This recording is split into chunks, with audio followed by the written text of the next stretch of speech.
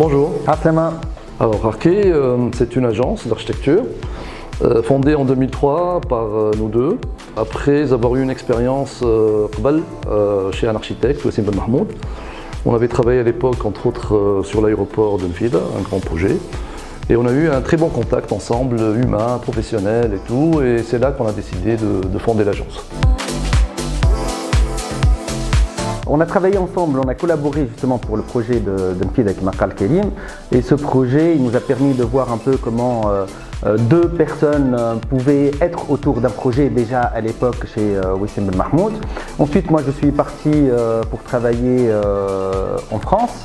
En rentrant, puisqu'on avait en tête cette collaboration, j'ai dit à Kerim, allez, on se lance dans une aventure.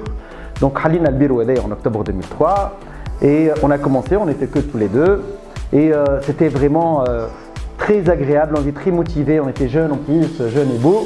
Et donc du coup, on a commencé à concevoir notre premier projet qui était vraiment le nôtre, vraiment à son point qu'on ne le faisait pas pour les autres cabinets.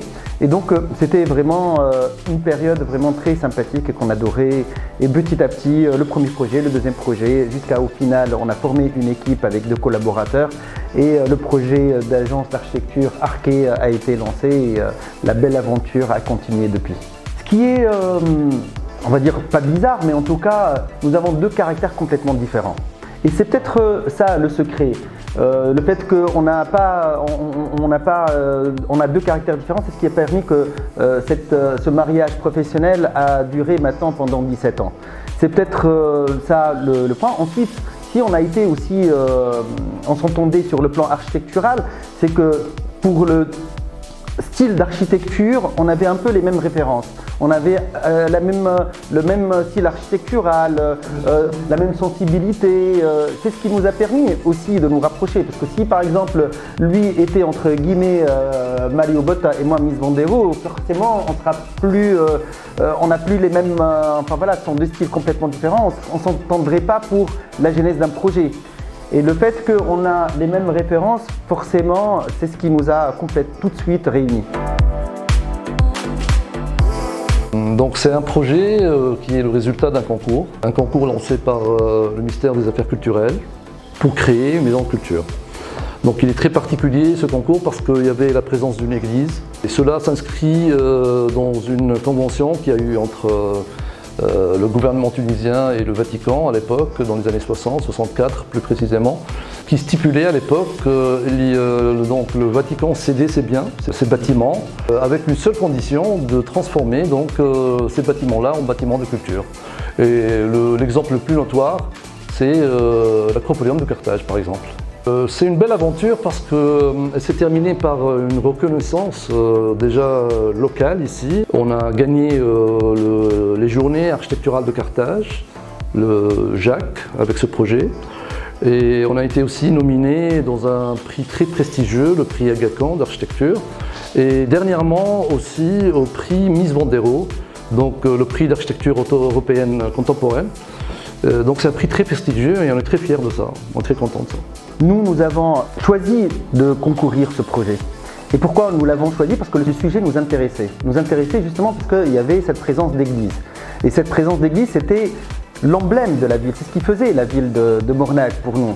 Et on voulait participer à un concours où il y a le respect du patrimoine.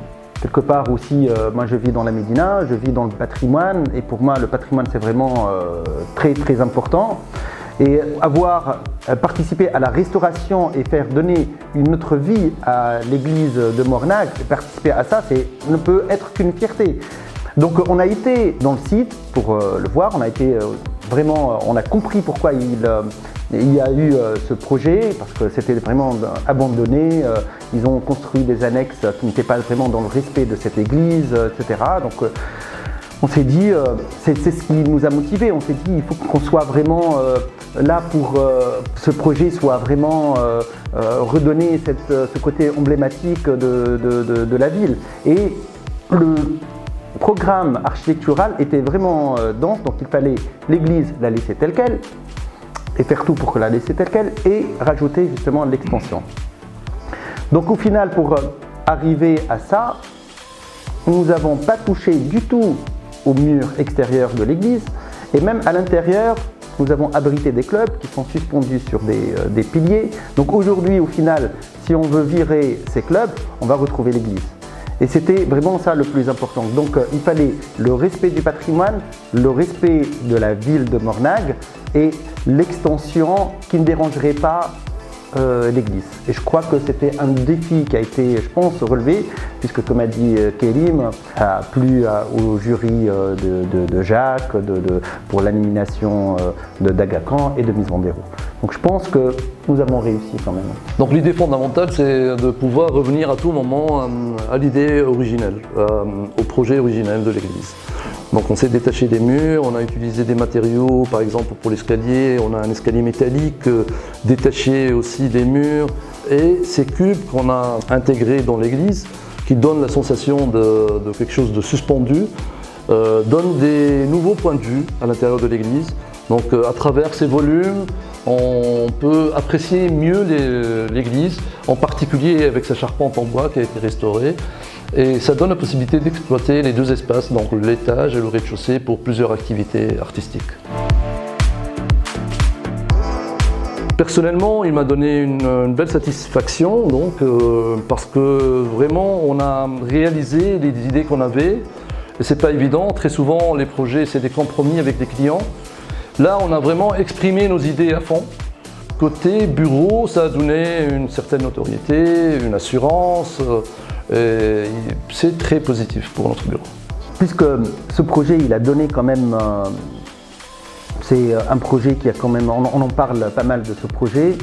Je trouvais que de toute façon, une réussite ne vient pas non plus comme ça et qu'une réussite de projet, heureusement que nous avons été aussi bien entourés parce que, par exemple, l'entreprise qui a remporté justement pour la construction de ce projet, c'était une entreprise qui nous a suivis, qui a suivi nos conseils, qui a suivi nos recommandations.